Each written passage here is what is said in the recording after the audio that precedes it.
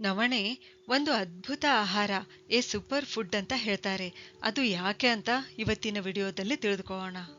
ನವಣೆ ಪುರಾತನ ಧಾನ್ಯಗಳಲ್ಲಿ ಒಂದು.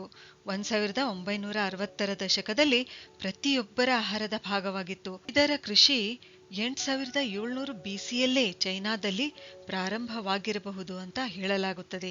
ಆದರೆ 1960ರಿಂದ 2000 ಇಸ್ವಿಯವರೆಗೆ ಸಿರಿಧಾನ್ಯಗಳನ್ನು ಸಂಪೂರ್ಣವಾಗಿ ಮರೆತು ಬಿಟ್ಟಿದ್ವಿ.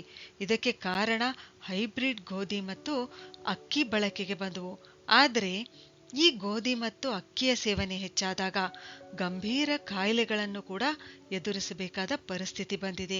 ಆದರೆ ಇವಾಗ ಈ ಸಿರಿಧಾನ್ಯಗಳು ಯಾವ ರೀತಿ ಪುನಃ ಮರಳಿ ಬಂದಿವೆ ಅಂದರೆ ಇವು ಸೂಪರ್ ಫುಡ್, ಅದ್ಭುತ ಆಹಾರ ಅಂತ ಕರೆಸಿಕೊಳ್ಳುತ್ತಿವೆ. ಇದರ ಶ್ರೇಯ ಮಿಲ್ಲೆಟ್ ಮ್ಯಾನ್ ಆಫ್ ಇಂಡಿಯಾ ಆದ ಡಾಕ್ಟರ್ ಖಾದರ್ ವಾಲಿ ಅವರಿಗೆ ಸಲ್ಲುತ್ತದೆ. ನವಣೆಯನ್ನು ವೈಜ್ಞಾನಿಕವಾಗಿ ಸೆಟಾಲಿಕಾ ಇಟಾಲಿಯಾ ಅಂತ ಕರೀತಾರೆ. ಇಂಗ್ಲಿಷ್ನಲ್ಲಿ ಫಾಕ್ಸ್ಟೇಲ್ ಮಿಲೆಟ್ ಅಂತ ಕರೀತಾರೆ. ಯಾಕೆಂದ್ರೆ ಇದರ ತೆನೆ ನರಿ ಬಾಲದಂತೆ ಇರುತ್ತೆ. ನವಣೆ ಪ್ರೋಟೀನ್ಗಳು, ವಿಟಮಿನ್ಗಳು, ಮಿನರಲ್ಗಳು, ಫೈಬರ್ ಇವುಗಳಿಂದ ಸಮೃದ್ಧವಾಗಿದೆ. ಇದರ ಸೇವನೆಯಿಂದ ಅನೇಕ ಗಂಭೀರ ಕಾಯಿಲೆಗಳು ನಿವಾರಣೆಯಾಗುತ್ತವೆ. ಇದು ಗ್ಯಾಸ್ಟ್ರೋ ಪ್ರೊಟೆಕ್ಟಿವ್ ಆಗಿ ಕೆಲಸ ಮಾಡುತ್ತದೆ. ಅಂದ್ರೆ ಜೀರ್ಣಾಂಗ ವ್ಯೂಹದ ಗಾಯಗಳನ್ನು ಕಡಿಮೆ ಮಾಡುತ್ತೆ, ನಮ್ಮ ನರಮಂಡಲವನ್ನು ಬಲಪಡಿಸುತ್ತೆ. ನವಣೆ ಏನಿದೆಯಲ್ಲ, ಇದು ವಿಟಮಿನ್ B1 ನಿಂದ ಸಮೃದ್ಧವಾಗಿರೋದ್ರಿಂದ ನ್ಯೂರೋಲಾಜಿಕಲ್ ಡಿಸಾರ್ಡರ್ಸ್ ದೂರ ಇಡುತ್ತದೆ. ಕಬ್ಬಿಣದಿಂದ ಸಮೃದ್ಧವಾಗಿರೋದ್ರಿಂದ ಅಲ್ಝೀಮರ್ಸ್ ಹೆಚ್ಚಾಗಲು ಬಿಡಲ್ಲ. ಮಿದುಳಿಗೆ ಹೆಚ್ಚಿನ ಆಕ್ಸಿಜನ್ ಒದಗಿಸಲು ಸಹಾಯ ಮಾಡುತ್ತದೆ.